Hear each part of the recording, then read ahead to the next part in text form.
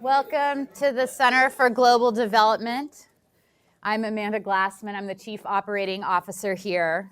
We're really honored to host today's event on what works to promote women's financial inclusion and how these interventions help contribute to women's broader economic empowerment. We're working today with the World Bank and the Women's World Banking Group, and with the generous support of the ExxonMobil Foundation and their long-standing commitment to promoting women's economic empowerment.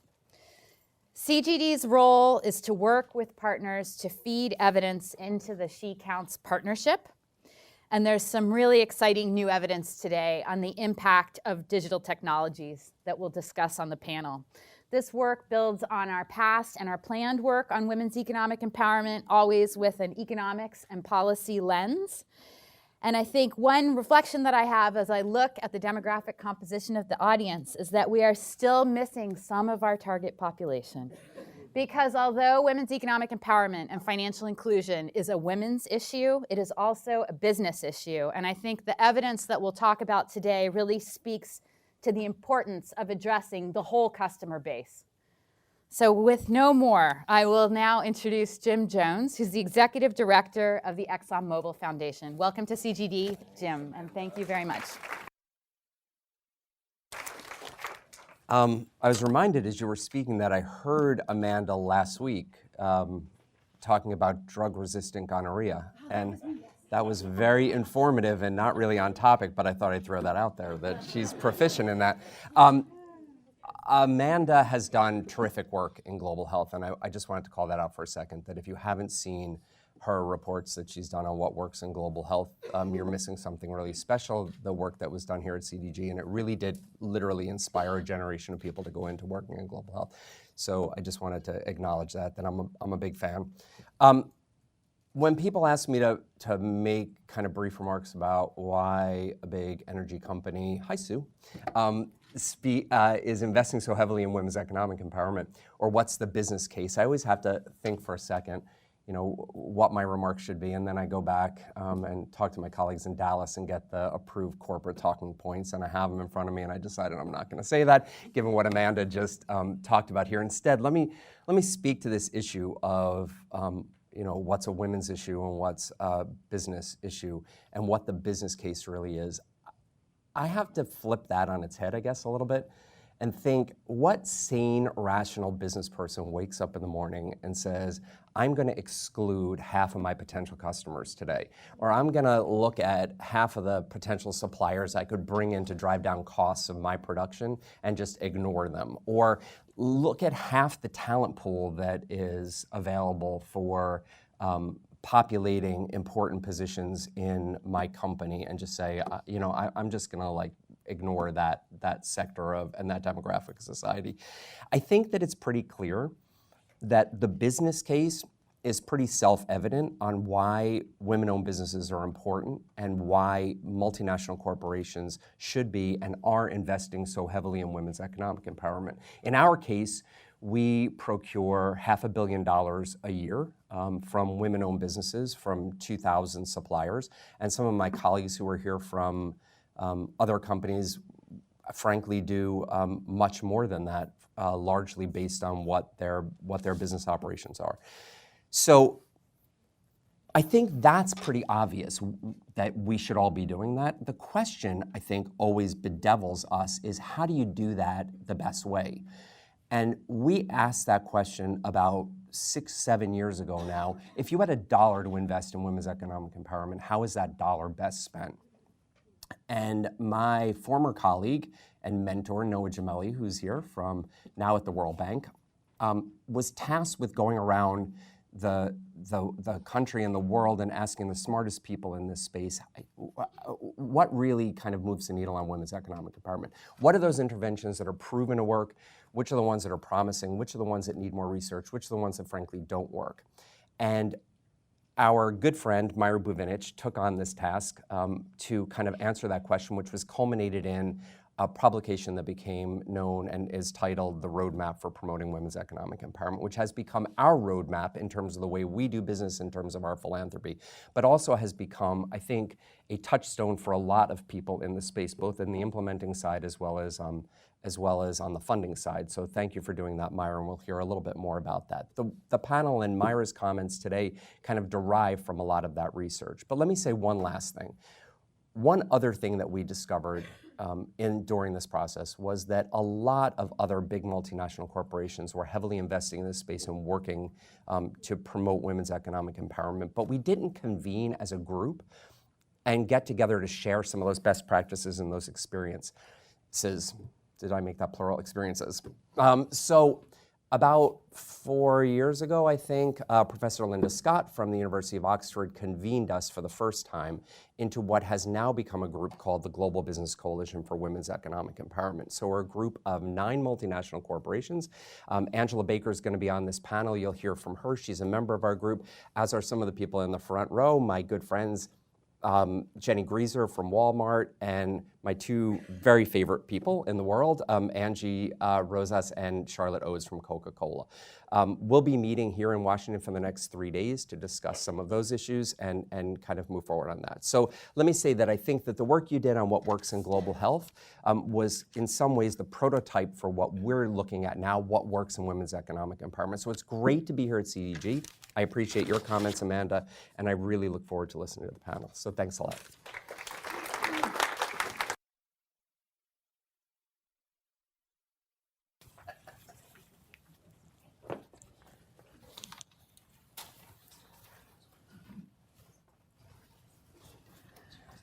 Okay, hi everybody. It's a great pleasure to have you here, and I will just go into it because I think we have very little time.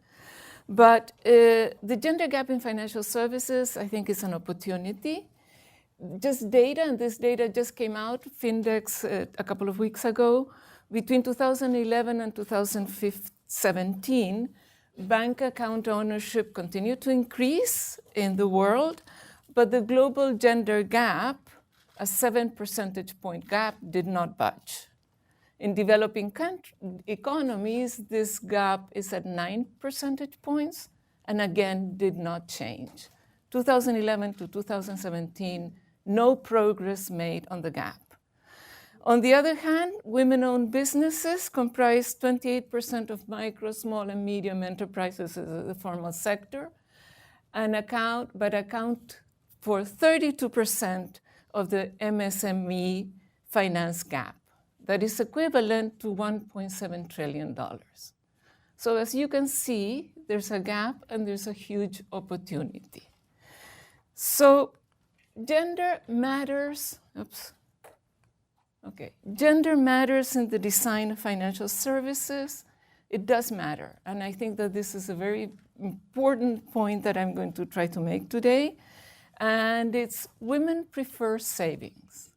And there is clearly a gender difference.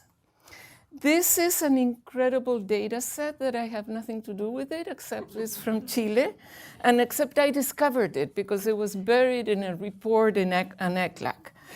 And you will see Chile is the only country in the world where all the banks provide information annually to the central bank. And the Superintendency of Banks collects the information on all clients. So these are all the banks in Chile, and you have a time series. Started in 2002. We have data, this is up to 2015, but there's more data. This is the percentage, women as percent of men clients. On the left-hand side is the number of individual borrowers, and you will see that women, in 2002, for every 100 men, there were 63 women borrowers. In 2015, they're doing much better. They're getting to 92%. But this is the number of individual savings accounts. So this is population data. This is not sample. This is the whole population. In 2002, women were 101 accounts were females for 100 males. In 2015, there were 139 accounts of women for every 100 accounts of men. This data here in 2015 is 20 million accounts. The population of Chile is around 16 million, So this is a lot of accounts. And this, I think, proves the point that women prefer savings. Except, it's one country. And it's difficult to generalize from one country. So what we did now, and this is thanks to the support of ExxonMobil Foundation, we did a meta-analysis of randomized controlled trials to see the share of adults who would open a savings account. Of 49 randomized controlled trials that offered savings accounts, we could identify 13 that offered just simple, basic saving accounts.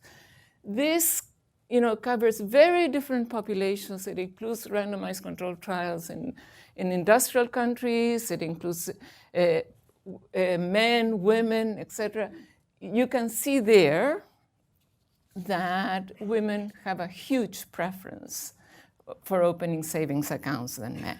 So this is all to say that basically, when we started the ExxonMobil project and we identified savings as a potential intervention that could really help women, we had some evidence that savings was something that women preferred, but now we have, I think, really solid evidence.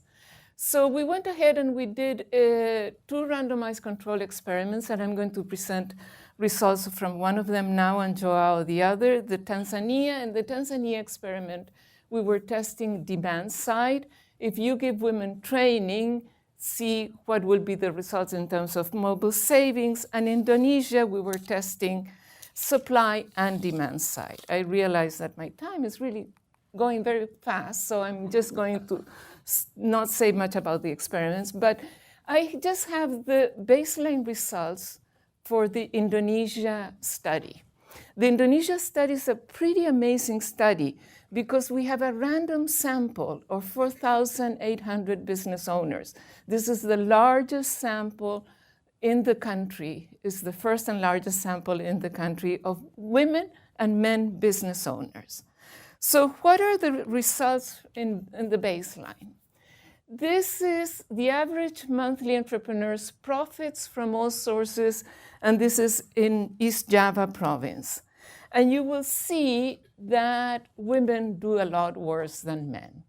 Basically, profits from primary and secondary businesses, men have twice as many profits as women from other income also. Total earned income, you can see 3 to 1 in terms of men having increasing profits over women. However, look at savings. Here, again, we have women's preference for savings.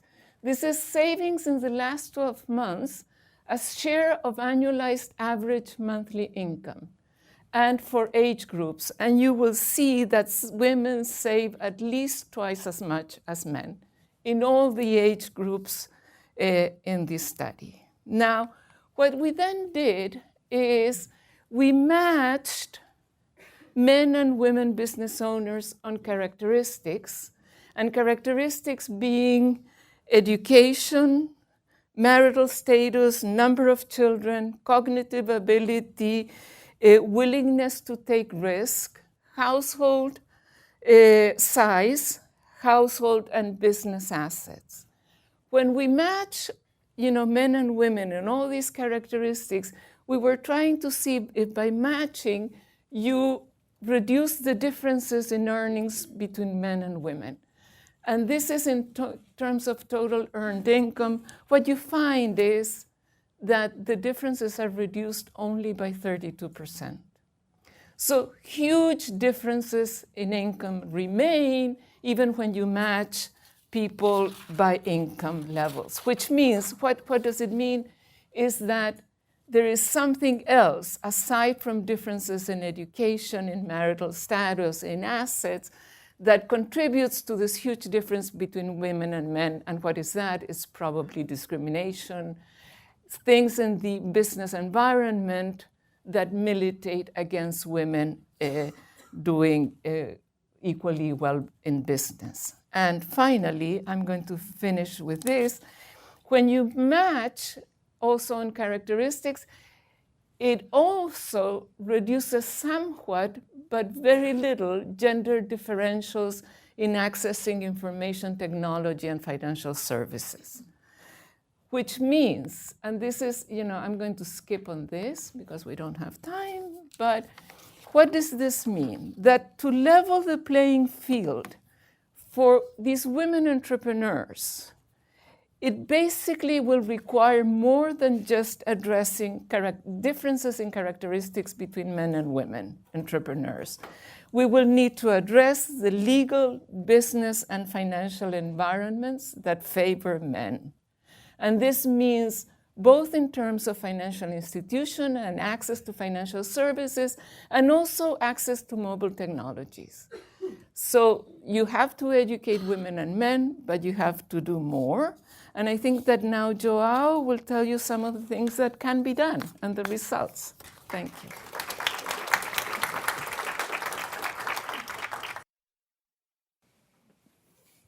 Thank you. Okay, thank you very much. It's great to be here. Just waiting for my slides.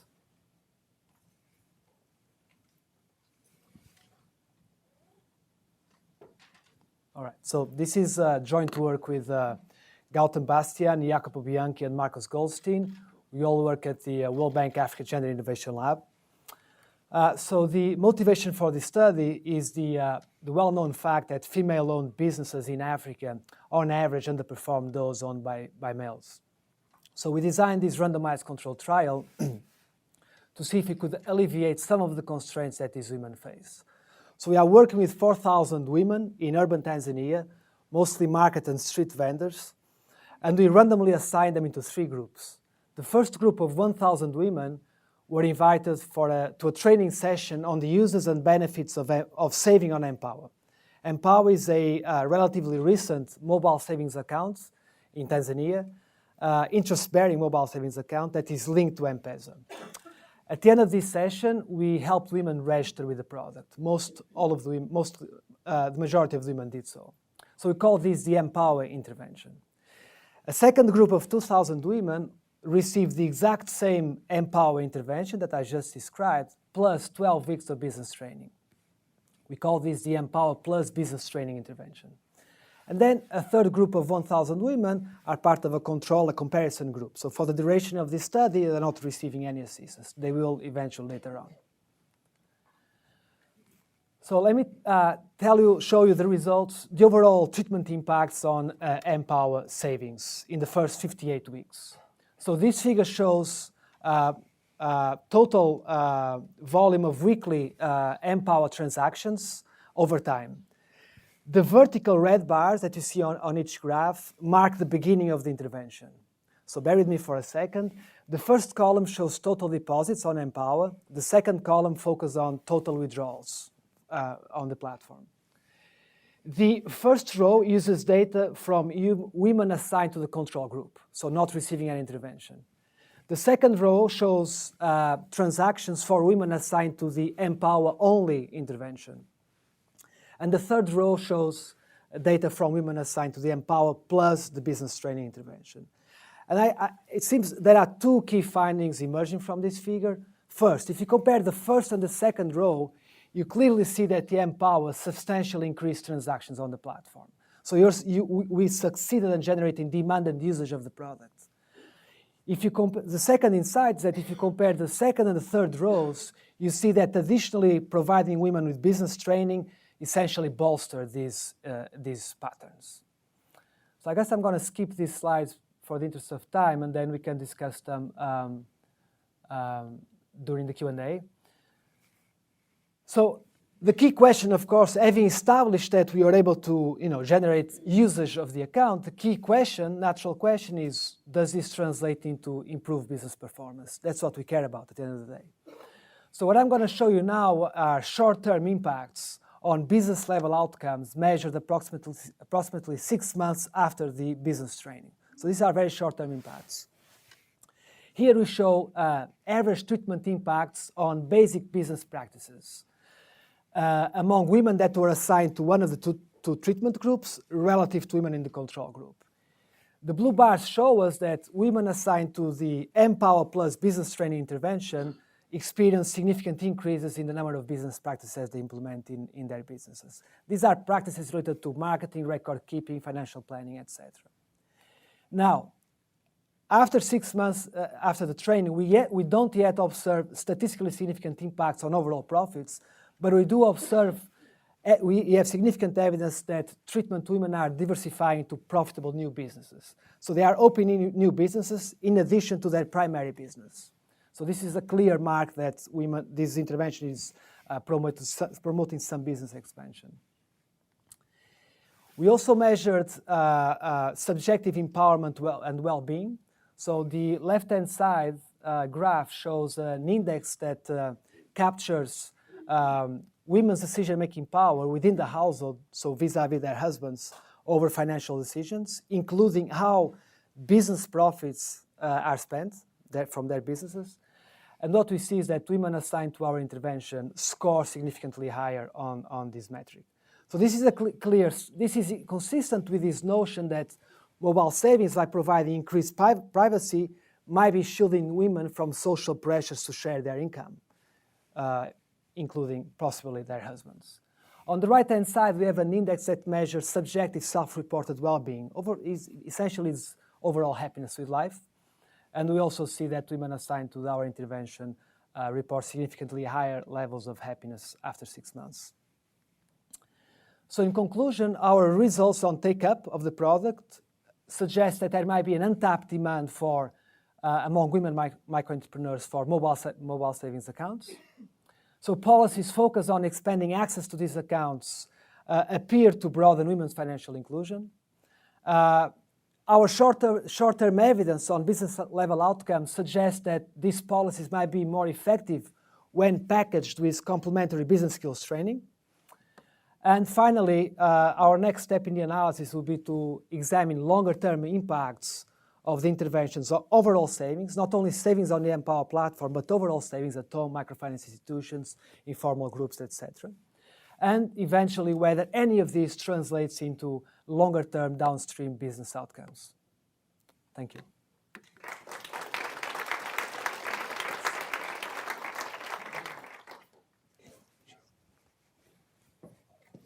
Thank you very much.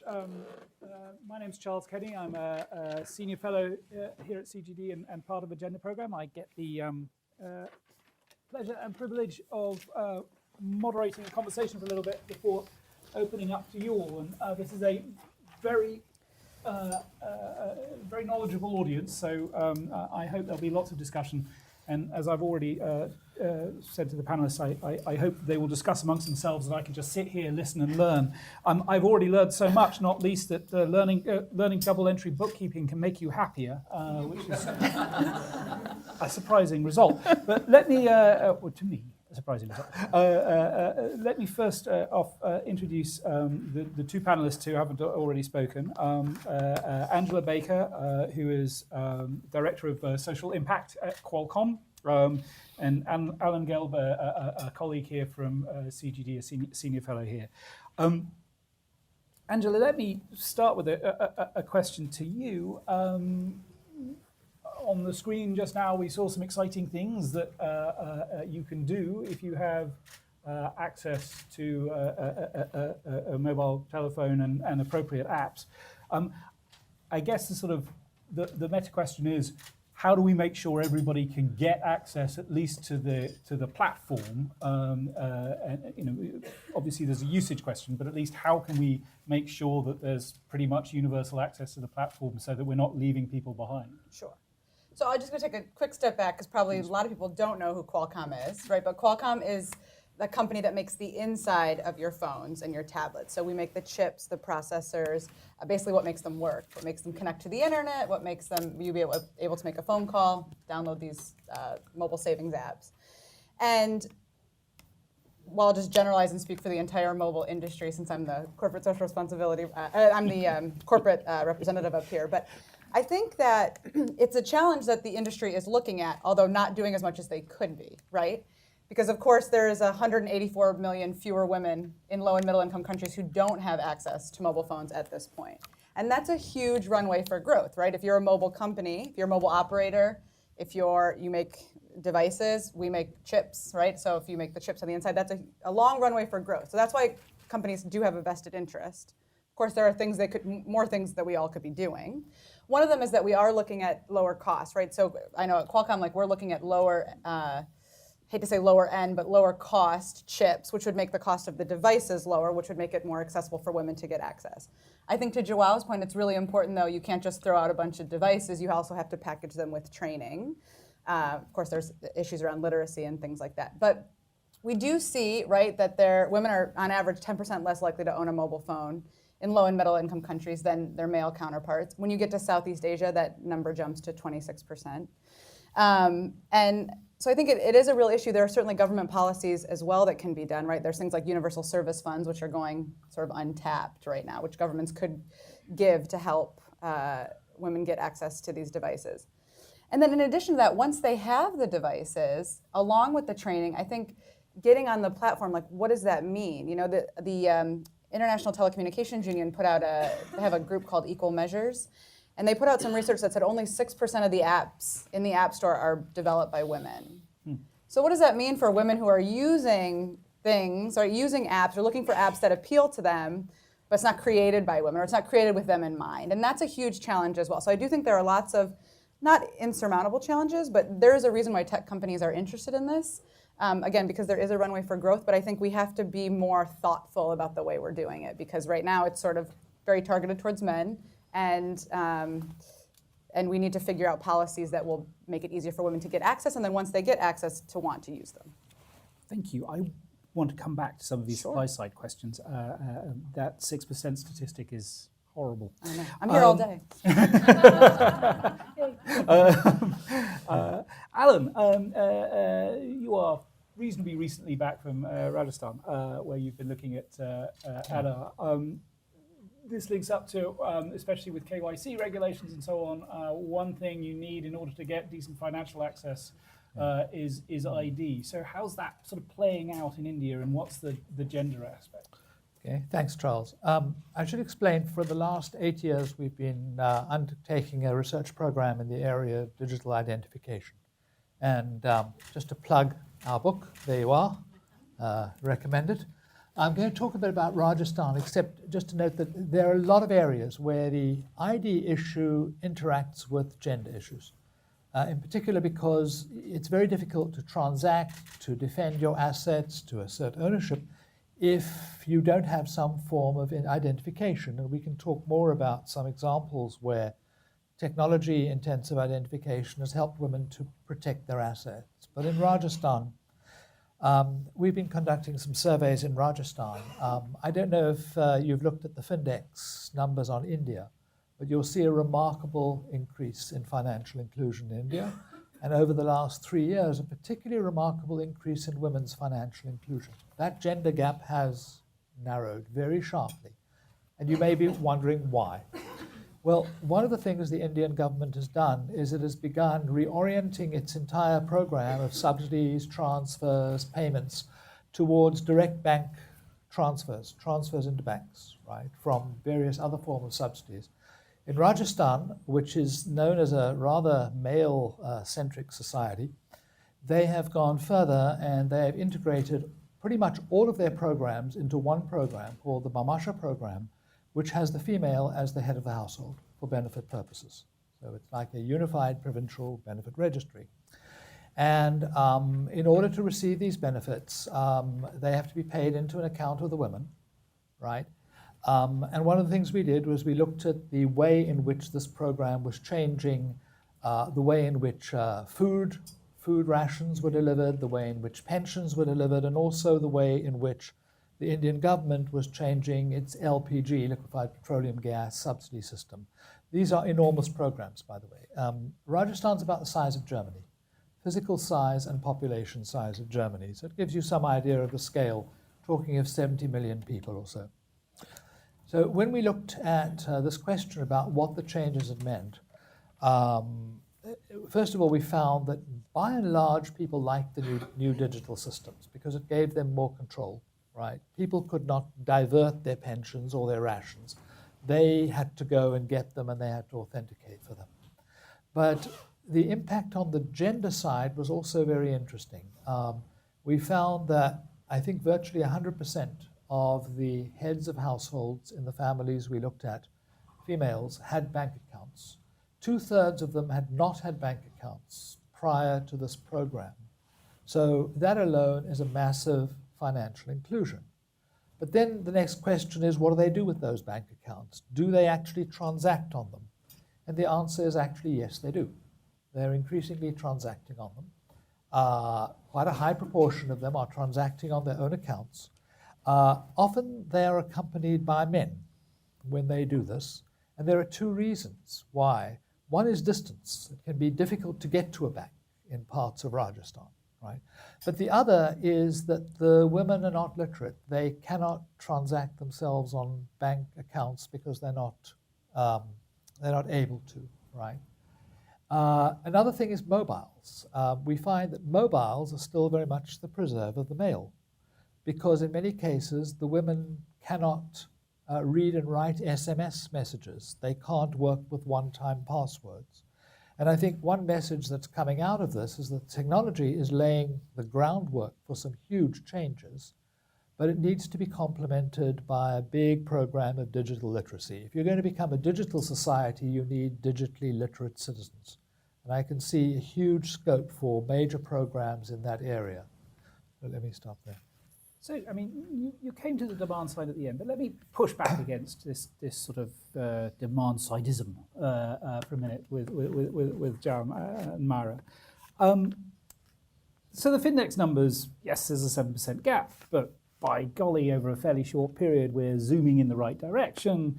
Alan has mentioned that in India, when the supply side involves digital ID, reasonably widespread access to mobile, and the government encouraging citizens quite heavily to move over to formal payments through the financial system for subsidies. Yeah, you see massive take-up. Maybe not complete, maybe not yet. But Rome wasn't built in a day. We seem to be moving again dramatically in the right direction. Do we really need this demand stuff? Especially when, to quote Chris Blackman approximately, all training programs don't work. I paraphrase, but that is pretty much the summary of his analysis of the literature. And that you are finding these training impacts maybe a short-term effect that actually would disappear, and if you just waited another year or two, you'd see this pick up anyway without the demand side. Why do we have to go to all this effort to train people? You want to go ahead first? So in our case, it's very clear to see that in the absence of the training, take-up will be extremely low. So this technology that I talked about, the Empower product, is available in the market, and it was already there before we went there. And with our training, even the very simple training session on how to use the technology and the benefits of saving on the technology dramatically increased take-up. And then business training further enhanced these impacts. So the evidence seems to be very clear that training does matter. Now, whether these impacts are sustained in the long term or not, we don't know yet. We'll be looking at that with the next round of data. We just collected, we received it this week. But also on the business training, yes, the earlier evidence seems to suggest that business training in isolation doesn't seem to have longer term impacts. But in our case, business training was provided with a new mobile savings technology. So this speaks to the fact, perhaps, that women micro-entrepreneurs face multiple constraints, and just tackling one is not enough. So business training with something else might make a difference. If you look at the Indonesia baseline results, those results strongly argue that you need something more, that you need things on the business environment that are really discriminating against women. And I think picking up on Angela's point, I think that is very good is, bank services in theory have been designed gender neutral. In reality, no. I mean, bank services were designed for male customers. So So I think, and that's what is so compelling about the results of the baseline survey. Now, on the other hand, also the results, and that I didn't have time to show, but there's a huge educational gap between men and women, and the educational gap is even bigger among the younger generations, which is really worrisome. And it's showing you that the younger generations, the poorer women, are going into entrepreneurial activities probably out of need, perhaps. Sort of the more educated younger women go into wage labor. It is these women less. The other thing that the Indonesia study shows is that the successful entrepreneurs, both male and women, men and women, have good business practices. So business practices, good business practices are important. Training that has a positive effect on business practices, therefore, I think is important. So while the Indonesia study says on the one hand, yeah, you really have to alter the environment, the discriminatory environment, it is also telling you, but nonetheless, training and education may be particularly important precisely because it gets to better business practices and for the younger women. I want to come back to this supply side issue. If you look at two industries that have a big gender problem, you'd probably choose finance and technology. Banks are grossly gender unequal. Tech, and in particular VC, is grossly gender unequal. There may be, please do shout out if you know other industries that are worse, but they've got to be up there near the top. You're mixing them together, and you're ending up with 6% of apps being developed by women. What role is there for industry, for the World Bank, CGD, to overcome that problem?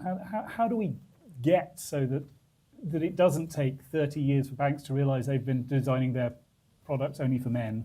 How do we speed up the process of making the creation of new products actually more gender equal in a way that will lead to more women getting access to the services they need? That is a huge question. I think you have to ask women what they need, right? So on the technology side, we hear a lot about the pipeline, like there's not a good pipeline, but that's kind of a load of crap, right? There are women engineers. There's a lot of women engineers, and companies that say that they can't find them aren't looking hard enough, I don't think, right? And Qualcomm is like right at the same place as everybody else in the industry, so we're not doing better or worse. Not that that should get any rewards or anything, but so I think that companies have to make a concerted effort, both on the financial side and on the tech side, to engage women early, right? And keep them engaged once they have children and things like that, where we often see women drop off. I think that if you're going to be providing services and you want to engage, I mean, as Jim said in his opening remarks, like why would you wake up in the morning and say, I'm going to alienate half of the population? In that same GSMA report that I was quoting some statistics from earlier, mobile operators have the ability, if they eliminated the gender gap in low and middle income countries and made it easier for data access, that's a $15 billion potential in the coming year. That's a lot of money. So it sort of begs the question, why aren't they making it easier for women to get access? Because they're losing out on a huge amount of potential revenue. And that's just the operators. That doesn't even count the device manufacturers, right, or all the people that could be building apps or whatever that is going on the platform. And so I think the banks and the financial institutions of the world, and we've seen some of these, I'm trying to think of the bank out of the Gulf region that's done a lot of work. Their CEO has been really interested in engaging more women. But like you're missing out on half of the population. If women in India are not, whether you're doing it on the mobile device or not on the mobile device, like you're missing out on people opening up savings account, earning interest, and giving revenue back from you. So that was sort of addressing the problem. But the basic answer is I think you have to ask women. So if women right now are not going to be developing on the app platform, then you have to figure out ways to go out and find out what women need and develop apps. Like take their needs into account. Do focus groups and research that shows that there's a cost-benefit analysis for this. Because really the only way you're going to speak to industry is if there's a profit to be made, at least at this point. It's unfortunate, it's the world in which we live. But I do think that it sort of begs the question, why aren't they being more proactive about it, given that there's a lot of money to be made? I mean, just picking up on this point, how did you find talking to banks in Indonesia about this? I mean, was it easy? Did they go, oh yeah, of course?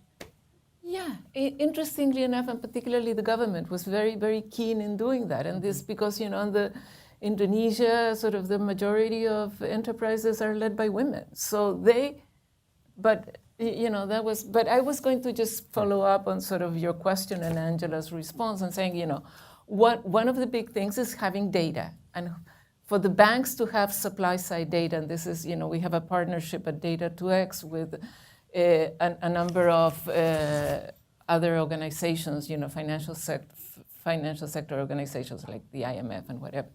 And interestingly enough, what happened in Chile with this data, once they started generating the data, they realized and they started saying, when we do demand side surveys, now we have to sex disaggregate and do it separately for men and women. That's the first thing they realized, and they started doing it.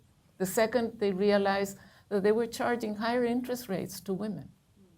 So the feedback that the supply side data provides you, I think, is essential in order to start changing the mindsets of the service providers. And I think just on that, like when you look at, for example, like small business loans, right, and how they're made to women, and you can use the mobile device to do that, but when you look at like who's going out and asking people, who's going out and doing the loan officers, right, they often are men.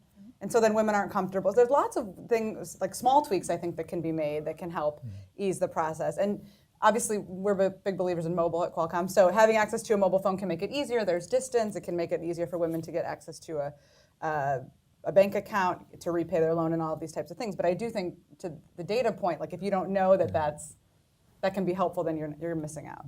Yeah. Yeah, I just want to mention, we're carrying on with our work. We're doing a project now in Andhra Pradesh, which is one of the more advanced digital states in India. And one of the things we've noticed is the growth of a new industry of female bank correspondents. There appear to be quite a lot of them. They're younger women. And they go around acting as agents of banks around villages.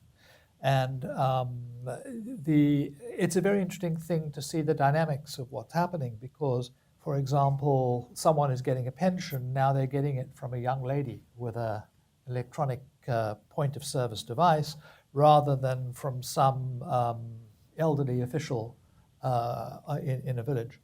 So there appears to be a very interesting change going on. And this is one of the issues that our survey is looking at, the way in which bank correspondents function, the way in which particularly female bank correspondents see their role and what kind of changes they see. Well, one could imagine that going one of two ways about people's attitudes towards young women. I mean, I would hope it would be, look, they're competent, but you could imagine, I don't know, if things don't work, do you have any sense yet how it's going? No, we don't. We know that from the bank's point of view, they appear not to care who they employ. They're not proactively looking for women, and they're not looking against women. They want business, and they want people to represent them. So that, I think, is quite encouraging. And we also think that, by and large, these systems are working quite well in these areas. Certainly, they're working well in Rajasthan. People should be very happy with the results of the survey in Rajasthan. But we will find out if Andhra is different. Interestingly enough, that's what the Indonesia randomized control trial, where we are looking, bank agents are giving higher or low incentives to target customers, but about a bit less, but about half of the bank agents are women. So we want to track down and see what is going to be the impact of having a woman bank agent versus a male. If you compare that to bank staff working in banks, I'm guessing that the bank staff working sort of in banks, physical less. banks are, Right, these are majority men, right? Yes. So, I mean, what has driven the difference? I mean, is it a recognition that, you know, in the marketplace it is better to have gender equal representation because women are more likely to want to deal with a woman bank agent, or is it just sort of why has it ended up gender equal in that bit of finance in a way that it's not in most? Because these bank agents are entrepreneurs in villages. Got you. So they apply. Right. And, huh. Right. So And we need half more of the world like that. entrepreneurs in Indonesia are women. And I would imagine, although I can't say for certain, but like having a job where you have to be at a bank, which might be far from your home, or where you have to be there between a certain hours, is difficult for women if they have other responsibilities around the home. But if you have the ability to work in your village and you can do it at your own time, that might make it easier for women Yes, I think that's who have important. other responsibilities, have to take care of the kids or whatever they have to do. Yeah, I think that's probably important in our case too, because the women are normally from that community. They're very engaged in the community. They know the people, and they seem to have a lot of respect in this. It's a new profession in a certain sense, and that may make a difference too. Many of the people in banks have been there from previous generations, you know, whereas these are new professions opening up. Hopeful. Talking of opening up, let's open up.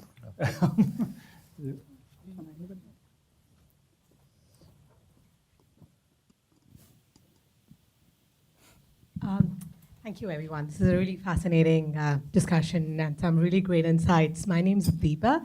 I represent a research firm, and we've looked at a lot of experimental and quasi-experimental studies that all emphasize on the importance of business training, and they've all shown clearly that it has positive impact. I was just curious, however, on how do you sustain models of delivery, which sort of goes back to your point about demand sidism, right? Because supply side triggers clearly are more sustainable, particularly if it's got the sort of political backing like it does in India. I know the IFC, for instance, has tried to integrate training and non-financial support services as part of a lot of the work that they do with financial institutions, but that really, again, has worked with a certain level of success because banks don't see an incentive in wanting to make that sort of investment. So has there been some thinking around how you can actually deliver business training sustainably and efficiently long term? So I forgot to mention, I didn't have time to mention that our business training has two components: a face-to-face training, traditional group setting training, very costly. And then we also tried mobile-based training through the mobile phones. And it seems to me that the future will likely entail more of that type of training, which is much more cost-effective than traditional training, and hopefully will help with the sustainability of these business training programs. So can you say a bit more? I mean, was it as effective or was it more cost effective? So unfortunately, we were not able to have a group of women just receiving one type of training and the other receiving the other group type of training. That would be ideal to try to disentangle what is the relative effectiveness of the two types of training. That's something that's clearly should be done by research. So I don't have the answer to that question. More research needed, definitely a CGD answer. But you know, the evidence, sort of the larger evidence shows that really you have to invest in training. And business training, well, executed, longer term training does have an effect on changing business practice. So, the question is, who is going to pay the upfront costs of that training? And how much is it scalable? I mean, given you mentioned the importance of a constellation of factors, which might well vary quite a lot by whether you're in Indonesia, Tanzania, or what sector you're in, I don't know. I mean, is it easy to scale training? So imagine it worked just as well on the mobile platform as it does face-to-face. Would that actually help? Because are you going to end up needing a whole new set of trainings for each, for Dodoma compared to Delhi? I don't know. Or can it be fairly standardized? I think that's a good question. I had a sort of a very immediate response when you asked that question was that everybody has been doing training for generations. The banks, that's what the World Bank does. That's what the IDB does. These loans are covered with training programs. Yes, that's not very reassuring. It's not very reassuring. But you know, this is sort of really what development institutions is one of the prime things that development institutions have been doing. So, you know, we should have enough knowledge now. The issue is you have to make upfront investments. And the question is, will banks want to do that? Probably not. Yes. One of the other things that we've noticed is that there is a difference between using local languages, being able to present materials in local languages, including on phones, having systems that work in local languages. And that isn't the case everywhere. So some of the systems that are going in still need to be translated and adapted to the local environment. We think that will help quite a lot. But people are still working on English language systems, for example, for the flow through of commodities, which is fine if the shop owners and the agents can manage them, but the average person clearly cannot. Over there. And then I guess there was some. Hi, I'm Kat Cooley. I work for Palladium. We're a USAID and other donor contract implementer, and I run a financial inclusion program in Lebanon. My question is, in other types of development, like I'm imagining agricultural productivity, or I'm sure there's others, USAID and other donors have been promoting like a model of training called embedded services, or embedded training, where you make a sale, and then with that sale you provide an initial training and then ongoing checkups. And I guess I'm wondering if there's any research looking into the potential for this kind of embedded training service from the private sector for tech or financial inclusion type services. Does that make sense? It seems like there's been so much training. We must have a sense of the cost of training, and we have a clear illustration of the benefit of the training. And that, to me, sounds like a business case that the private sector would be willing to invest in. Yeah. Especially for Angela at Qualcomm. I don't know if you guys have done any like cost accounting modeling on this kind of stuff. So, no. What I will say is I think, and Jim started to talk about it, but part of this Global Business Coalition for Women's Economic Empowerment, Linda put out a report, and I would drive people to that as a point of reference to talk about what a number of these companies are doing in this space, not just on training, but on women's empowerment. But part of the reason that we got together was because everyone sort of reinvents the wheel every time they go in, right? Because companies are like, well, we're putting our money in, so we have to brand it our way, which is a giant waste of resources often, right? I think we've done a lot of work with the Cherie Blair Foundation for Women, which does women's economic empowerment training for entrepreneurs. And I think in training, I mean, the short answer is I think, yes, you have to do training. And how do you make that sustainable? We've tried a number of different things, and I can't say with we've had any glaring success, but one of the things I think is a hybrid model where you do sort of training, and then either you train local communities. So instead of like training just people that are part of your program, but having them sort of train the trainer or continue the training. It's not an investment as a tech company that we've made, because I think it more would have to come from the local communities, right? Because having a foreign multinational come in and say, we think this is how you should do X, probably is not going to set itself up for sustainability. Or having a foreign donor organization come in and say that is probably not going to set itself up for sustainability. But working with local communities to empower them to train people still is going to have a high upfront cost, but will probably be more sustainable on the back end, I would guess.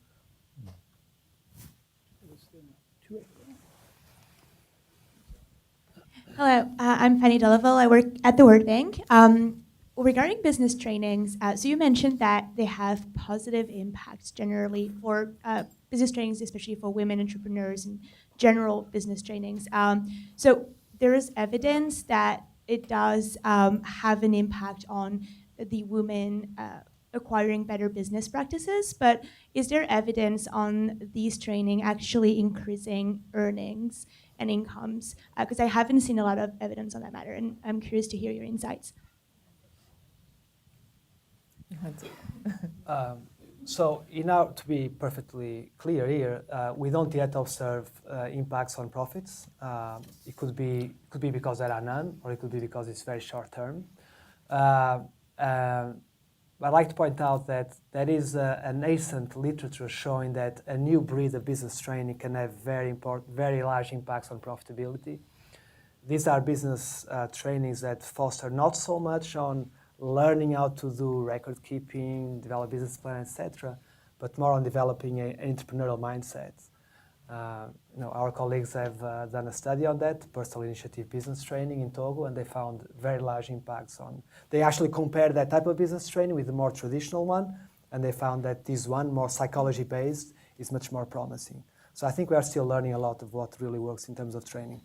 Is there a worry that you can be creating a path dependency of a bad kind? Pam Jacquiello came here a few weeks ago. Hopefully he's going to come here permanently, but came here a few weeks ago and talked about work she had done, and I can't remember where, I'm embarrassed to say, somewhere in sub-Saharan Africa, where there were different interventions. One involved just giving people cash, one involved giving people, women entrepreneurs, young women, not yet entrepreneurs, giving them cash, giving them the equipment they needed to start up a hairstyling business, the equipment they needed to start up a sort of street vendor selling food business. And it turned out that while the businesses worked and produced some money, the people who got the cash intervention, I believe, went off and found not formal sector jobs, but found employment, and ended up doing better because it's really hard to make money as a micro entrepreneur, news to nobody. Is there any worry that this kind of training is pushing people in a direction that actually, what you really want is them ending up in a Qualcomm factory making chips? That is development. I would just say that we're fabless. We don't actually make the chips. We just make the technology and license it. I would say that you just can't look at it as like one thing being a silver bullet, right? So there's a lot that goes into it, right? So it's training, access to capital, right? Like you could give somebody, male or female, all of the stuff they need to open a hair salon, but if they don't know how to set fair pricing, and then they're probably not going to make money, right? Or if they're like giving away free haircuts to people, like if they don't have any business acumen. So I think you have to look at it as the training. I suppose there is that risk, but you have to look at it as like it sort of it can't be all things to all people, and you have to provide more than just like throwing a mobile device at someone or throwing business training and saying like, okay, great, go open your thing, but we're not going to. Oftentimes I think that's what happens. We give women skills and then we don't give them. Then there's no banks to give them a loan. So it's like, well, I learned all these skills and now I can't start a business because nobody will give me financial capital, right? So, and I think the one thing, when we're looking at mobile, again, that's our bread and butter, but like we're looking at it as a tool, right? There are lots of things that go into it, and there's lots of other things that you can get when you have access to that tool. So you can get access to things like family planning and stuff, which might also make it easier for women to run their own business if they don't want to have 15 children. You know what I'm saying? Like I think so you have to sort of look at it wholeheartedly and not just like business training is going to drive women to be entrepreneurs, but they're going to fail because they've only received this business training. I agree. Oh, the researchers back me up. That's good.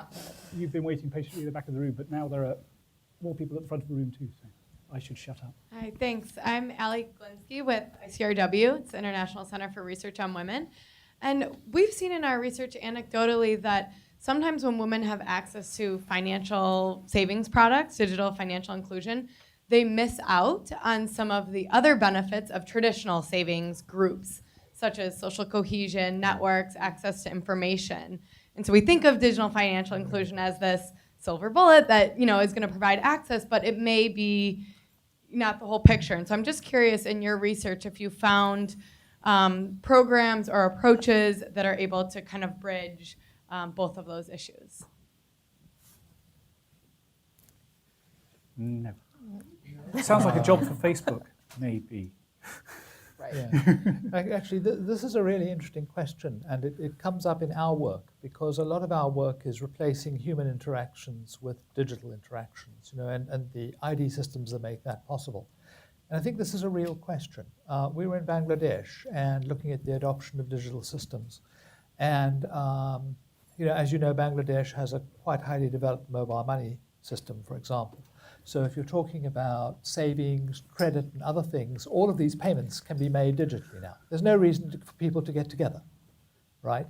And this is a concern for some of the entities that manage these programs, because if you fragment the transactions environment, you may get rid of some of the glue that enables the programs to work.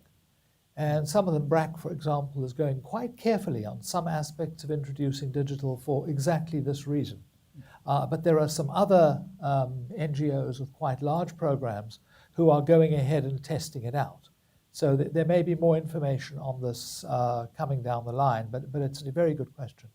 And I think it could be a really interesting case study, right? Because if you have these mobile, these traditional village and saving loan programs or whatever, maybe mobile could be used to help women get together, right? Sending out notifications about where people are meeting up or things like that, if the platform is designed by women to meet women's needs, right? Sort of back to that original point where maybe they don't just want the one-off savings program, but they want to be able to have every Wednesday they meet up and talk about questions that they have, or there's a networking platform within the platform where you can send questions anonymously because maybe you don't want people to know that you're asking questions about how to save or something like that. Just to add as well that in our study, we do find that promotion of these mobile savings crowded out a little bit savings at home, but also commercial banks are still trying to figure out exactly why. But we don't find yet any evidence that it's crowding out participation in savings in informal groups. So they are saving more. I mean, They're saving more. Yeah.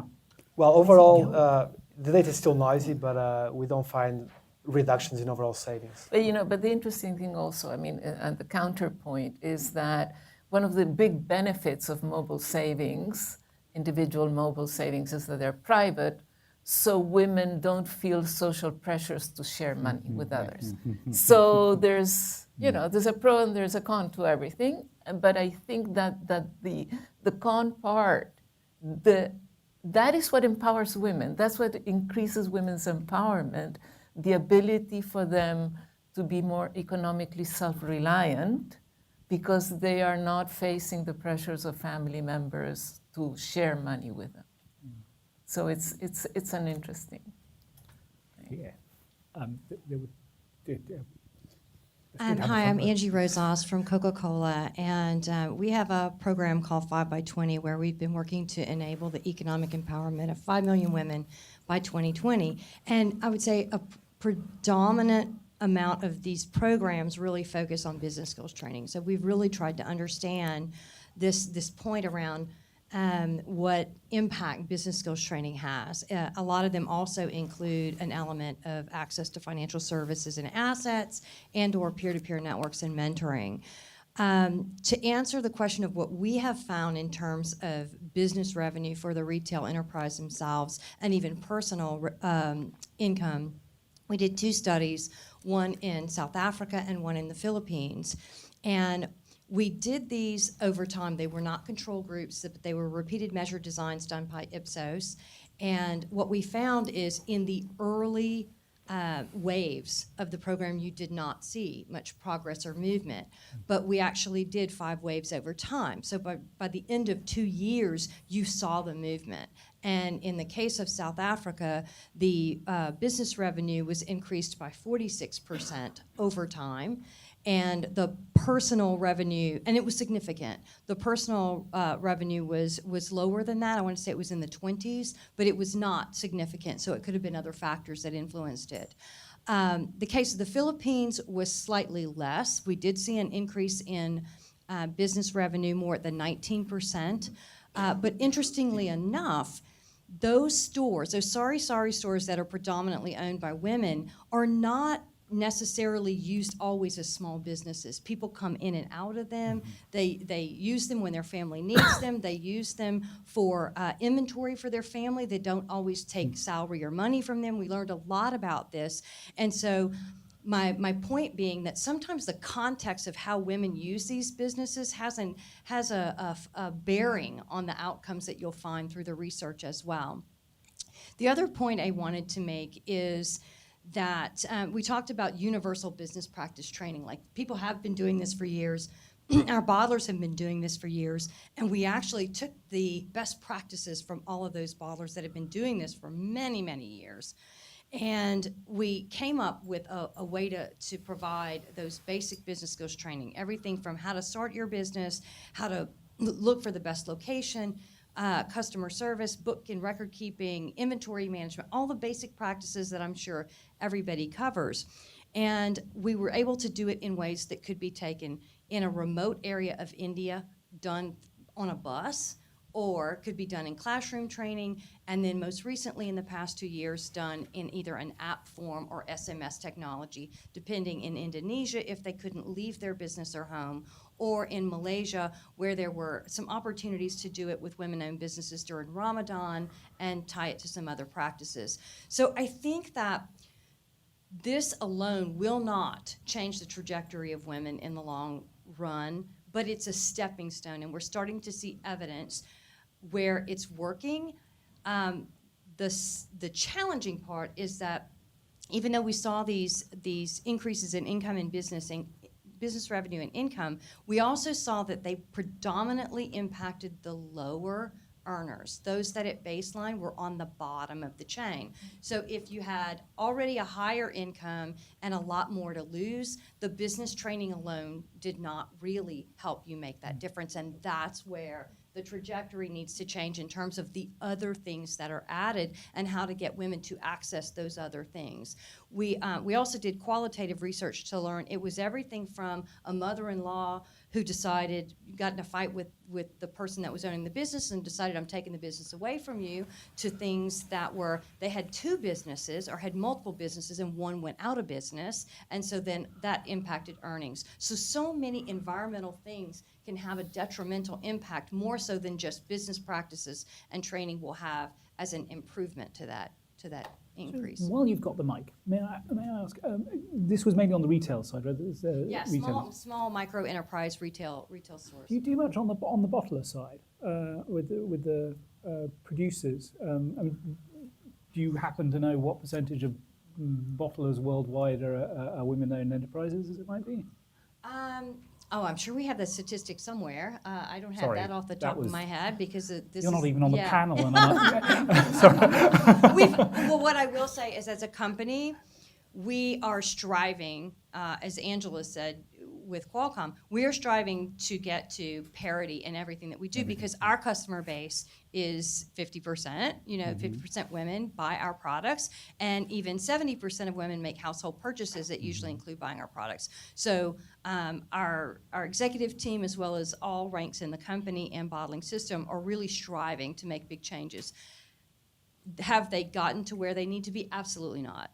And the bottling side of the business is also privately owned, or other they are other businesses that are on the stock exchange in their own right. So, but as a system, we still stand united in that we need to make a lot more improvements in this area, because our customer base is 50% women and even 70% of the main purchasers of our products. So absolutely, we have more runway there.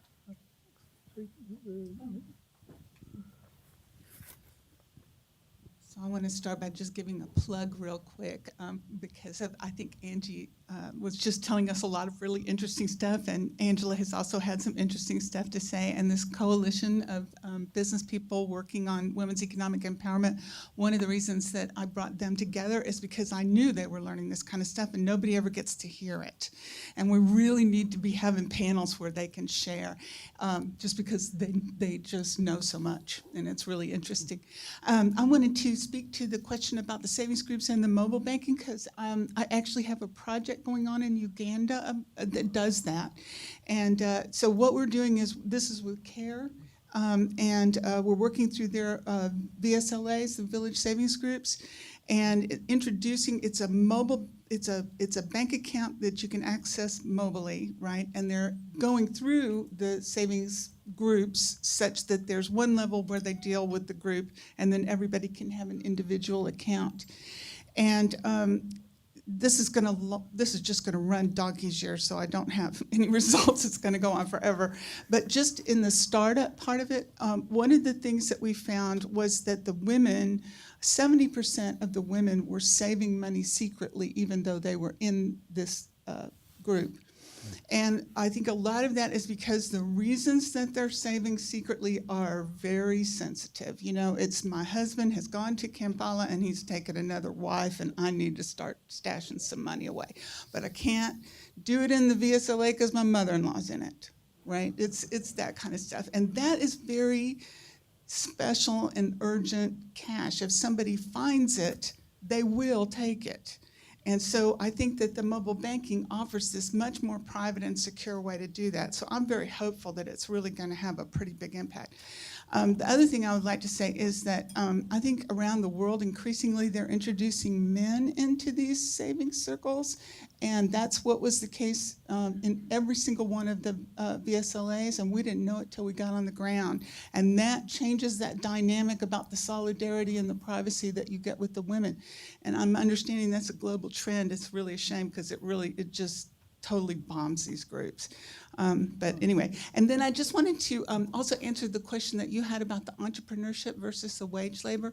This is one of the places where I think you need to have a gender lens, because if a factory opens up, it's usually in or near the city. So single women can go there and take those jobs.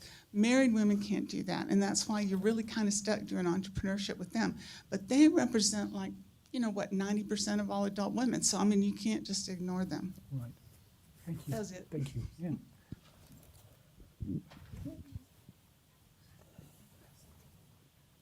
Thanks so much. My name is Lauren Hendricks, and I'm with Grameen Foundation, and I wanted to jump in on the savings group conversation a little bit with Linda and the others. Because I do think there is good RCT evidence that when women join savings groups, they do save more on a whole than they did before they joined savings groups. So being part of a group, you see an increase in savings, and there's some other interesting experiments going on now in developing markets around the gamification of savings, and when women are part of social networks that encourage them to save, they save more than if they're on their own. So I would encourage us not to take maybe a more male-oriented approach to financial services, which is individual, and for us to think about the way that women now access financial services. And as the woman from Qualcomm was saying, I'm sorry, I forgot your name. Let's talk to women about how they're accessing financial services now, both formally and informally, and look at developing services and apps and digital applications that meet them where they are, provide services to them where they are, and in many cases for a lot of women in developing markets that is in groups, and helps improve the services they receive now, but also build whether a digital identity, a digital financial history that helps also move them towards accessing individual services when and if they want them. So I would encourage us not to throw the group out with the bathwater. Angela? I didn't mean to throw out the group. Oh, no, I agree. That's what I was saying, yeah. All the way back over there. I'm sorry.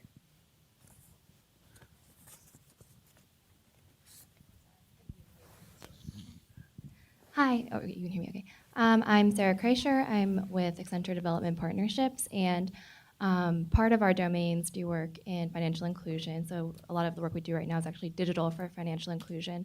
And we also do work in entrepreneurship training. So we actually developed an entrepreneurial training course in Uganda. So I think a lot of your discussion points today are really interesting. And so I was just curious holding like 4 papers. In your experience, do you find that the results for impact are equal across sectors? So in the types of work that the entrepreneurs are doing. So for example, retail, like she was just discussing, or the energy space or agriculture.